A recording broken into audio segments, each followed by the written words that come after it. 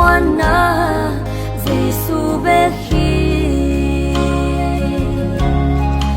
a hong pom de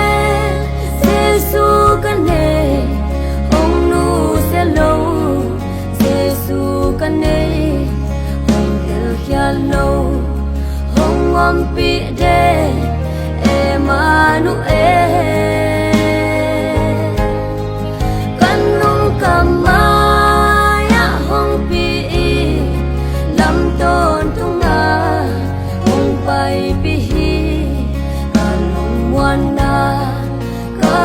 Mwana Giêsu be khi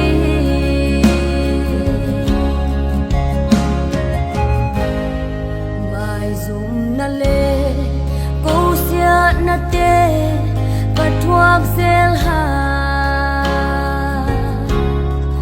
hong chim tap lo hong pang pai lo to Giêsu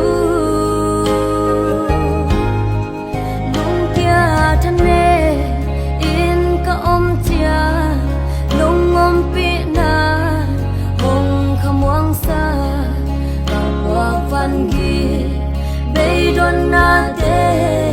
nong zo pi